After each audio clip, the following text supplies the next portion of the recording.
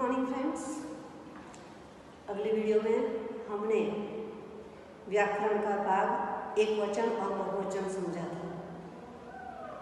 आज हम आगे देखेंगे उपसर्ग और प्रत्यय, जो आप 7वीं कक्षा में समझ गए हो। उपसर्ग किसे कहेंगे, फिर से याद करते हैं। तो उपसर्ग में जिन शब्द के आगे कुछ शब्दांश जोड़कर नया शब्द बनाया जाए वह उपसर्ग शब्द है, और इसके आगे कुछ शब्द जोड़कर एक नया शब्द बनाया जाए वह उपसर्ग। समझ गए? तो हमारे पाठ्य पुस्तक के पन्ना नंबर 5 पर हमें उपसर्ग दिया हुआ है। समझते हैं। पहला हमें दिया है गुण। गुण के गुण शब्द में गुण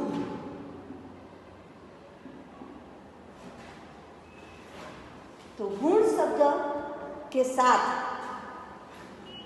अलग अलग शब्दांश जोड़कर हम 4 प्रकार के नए शब्द बना सकते हैं। पुस्तक में देखो तो गुण, निर्गुण, सगुण, अवगुण, दुर्गुण, यानी कि गुण शब्द से आगे हमने दूर लगाकर दुर्गुण शब्द बनाया। इसी तरह से निर्गुण, निर शब्द लगाकर निर्गुण, सगुण, स शब्द लगाकर सगुण, और अवगुण, अव शब्द लगाकर अवगुण शब्द बनाए। अब हमें दूसरा शब्द देखना है योग। जिस तरह से हमने गुण शब्द के आगे कुछ शब्दांश जोड़कर नया शब्द बनाया, उसी तरह से योग शब्द के अंदर भी हम कुछ शब्दांश जोड़कर नए शब्द बनाएंगे। आप देख सकते हो संयोग, वियोग, उपयोग, प्रयोग, यानी कि योग के साथ संयोग। यहाँ पर अनुस्वार है, इसीलिए आप सम लिखोगे तो संयोग, वियोग, वि जोड़कर योग शब्द वियोग, उपयोग, उप जोड़कर योग लिखकर उपयोग, और प्रयोग, प्र जोड़कर योग लिखकर प्रयोग शब्द आप बनाओगे। समझ गए? अब तीसरा शब्द है देश। तो देश शब्द के साथ भी इसी तरह से हम 4 शब्दांश जोड़कर कुछ नए शब्द बनाएंगे। देखते हैं। तो विदेश, उपदेश, अनुदेश और स्वदेश, यानी कि देश के साथ विदेश, वि जोड़कर देश लिखा विदेश, उपदेश, उप जोड़कर देश उपदेश, अनुदेश, अनु जोड़कर देश लिखा अनुदेश, और स्वदेश, स्व जोड़कर देश लिखा स्वदेश। तो इस तरह से हमें आगे कुछ शब्दांश जोड़कर एक नया शब्द बनाया तो वह उपसर्ग कहलाता है। अब एक चीज आपको ध्यान में रखनी है। पहले गुण शब्द के अंदर दूर लिखा हुआ है, दूर, तो यहाँ र पूरा नहीं लिखना है, र आपको आधा बताना है, और फिर उसके उसके अंदर गुण शब्द लिखोगे और वह जोड़कर आप दुर्गुण, तो दुर्गुण लिखते समय ये जो र है वो र ग के साथ ऊपर आ जाएगा रेफ के प्रयोग पर और फिर दुर्गुण बोला जाएगा। समझ गए? यदि आपको ऊपर रेफ नहीं करनी है और लिखना है तो यहाँ आप इस तरह से लिखोगे। जो यहाँ इस तरह से नहीं लिखा तो आपका शब्द गलत, यानी कि आपका वह शब्द किस प्रयोग में होगा? दुर्गुण। तो दुर्गुण, दूर यानी हमसे जो अलग है वह दुर्गुण नहीं, दुर्गुण, खराब गुण। बराबर? अब पुस्तक में और कुछ समझना है कि दूर, नीर, स, औ, प्र, सम, वि, उप, स्व तथा अनु ऐसे शब्दांश हैं जिनका प्रयोग स्वतंत्र रूप से नहीं किया जा सकता। यानी कि हमने जो यहाँ पर शब्दांश जोड़े हैं जिन शब्द के साथ, उन शब्दांश का हम स्वतंत्र रूप से प्रयोग नहीं करते। जैसे हम गुण तो बोल देते हैं सबके साथ गुण लगाकर, योग बोलते हैं, देश बोलते हैं, इस तरह से हम आगे जो भी शब्दांश का प्रयोग किया उसका स्वतंत्र प्रयोग नहीं करते हैं। इन्हें केवल शब्दों के प्रारंभ में ही, प्रारंभ यानी शुरुआत, प्रारंभ में ही जोड़ा जा सकता है। शब्द के प्रारंभ में जुड़ने से ये उनके अर्थ में परिवर्तन ला देते हैं। आपने देखा कि दुर्गुण, गुण तो है तो कैसा? दुर्गुण, तो ये परिवर्तन हो गया। तो शब्द के प्रारंभ में जुड़ने से ये उनके अर्थ में परिवर्तन ला देते हैं तथा नए शब्दों का निर्माण करते हैं। और एक नया शब्द हो गया ना यहाँ पर, तो नया शब्द का निर्माण करते हैं।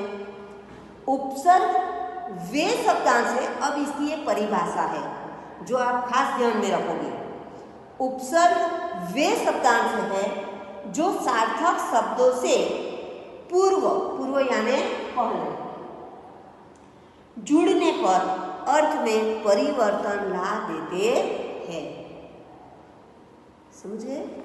अब दूसरे पन्ने पर देखते हैं कि हमें कुछ और शब्द दिए हैं और उसके साथ कौन से शब्दांश का हम प्रयोग कर सकते हैं वह बताया है। कि निम्नलिखित उपसर्गों को पढ़कर समझिए। पहला खाना है उपसर्ग, फिर है अर्थ और फिर है उदाहरण। तो उपसर्ग है अ,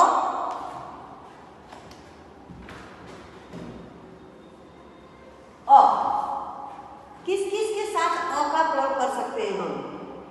तो इसका पहले तो अर्थ देखेंगे तो उसका अ का अर्थ है कभी नहीं, निषेध यानी कि नकारात्मक। हमें कोई नकारात्मक चीज का प्रयोग करना हो, शब्द लिखना हो तो हम अ जोड़कर उसे नकारात्मक शब्द बना सकते हैं।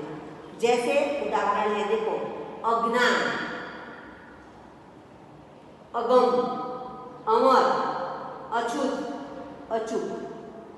यानी कि अज्ञान जिसके अंदर ज्ञान नहीं है वह, जिसके पास ज्ञान नहीं है वह कभी नहीं है, निषेध नहीं।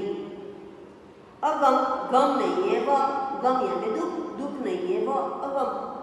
अमर, जो मर नहीं सकता है वह। अछूत, जो छूत यानी अड़ना, तो उस जिससे हम अड़ नहीं सकते हैं वह। अचूक, जो हम चुप नहीं जाते हैं वह अचूक। अब है अन,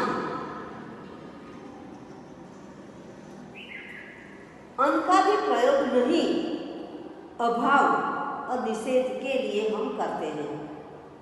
शब्द देखो, अनपढ़, अनहोनी, अनजान, अनमोल। अन लगाकर उसका मूल शब्द क्या है? तो पढ़, होनी, जान और मोल। उसके आगे हमने अन लगा दिया तो हमारा उपसर्ग का नया शब्द बन गया। अब है क। तो क का अर्थ है बुरा या बुरी। लड़की होगी तो हम बुरी कहेंगे और लड़का होगा तो बुरा कहेंगे। तो क का प्रयोग है बुरा या बुरी। शब्द है कपूत। लड़का है तो कपूत, पुत, पुत यानी लड़का, पुत्र। अब है कु। इसका भी यहां पर अर्थ है बुरा या बुरी। शब्द है कुपुत्र, कुसंग, कुकर्म, कुसमय, व। अब यहां हमें यही समझना है कि कहां पर कौन सा शब्द लिखा जाता है। अब है नी। तो नी का मतलब है अभाव, नहीं। शब्द देखो तो निकम्मा, निडर, निठल्ला और निहत्था। अब आप सोचोगे कि निहत्था का मतलब क्या है? तो निहत्था का मतलब है कि शस्त्रहीन, जिसके हाथ में कुछ भी न हो वह, यानी कि शस्त्र के बिना जो है वह। हत्थ, हथ यानी हाथ, हाथ में शस्त्र नहीं है वह। निठल्ला, निठल्ला यानी निकम्मा जिन्हें कहते हैं वह। अब है पर। तो पर का अर्थ है पराया, दूसरा, दूसरी पीढ़ी का। शब्द में उसका प्रयोग करें तो परदेश, परलोक, परदादा, परपोता। पर शब्द का प्रयोग करके हमने नया शब्द बनाया। अब आगे जाएं तो शहीद, अच्छा। स का अर्थ है शहीद और अच्छा। सपूत, सपरिवार, सुविचार, सकाल। स जोड़कर हमने नया शब्द बनाया। अब है आगे देखो अर्ध।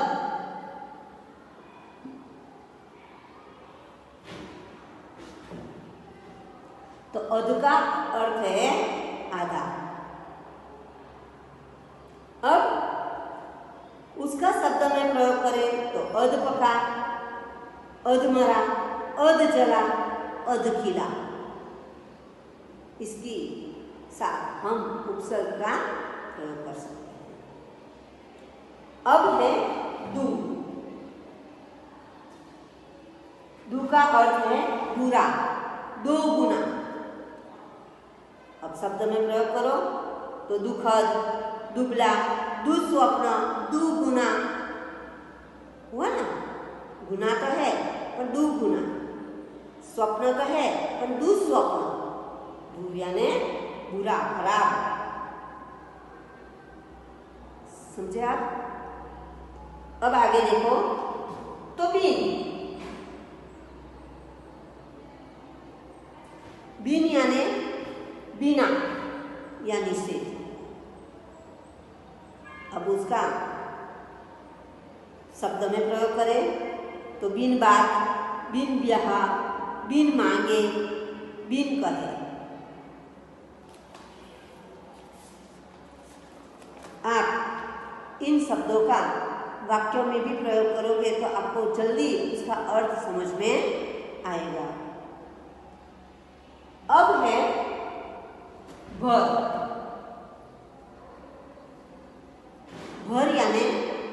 पूरा, ठीक, भरपेट, भरमार, भरपूर, भरचक।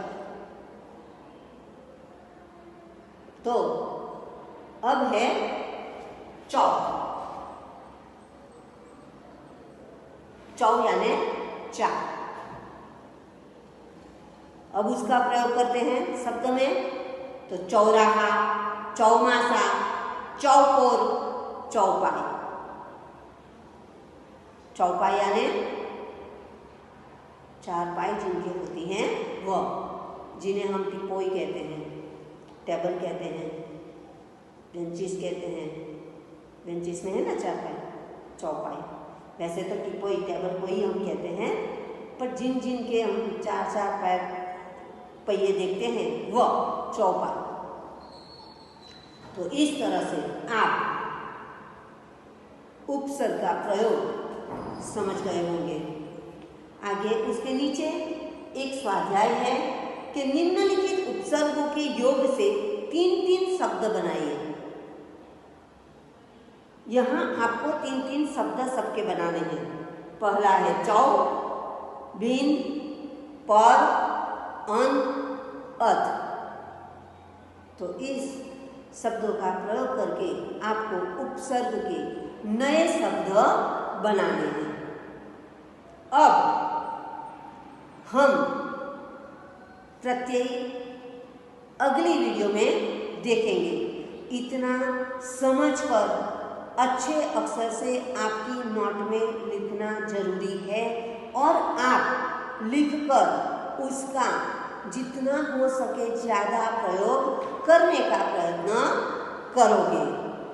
Okay, thank you.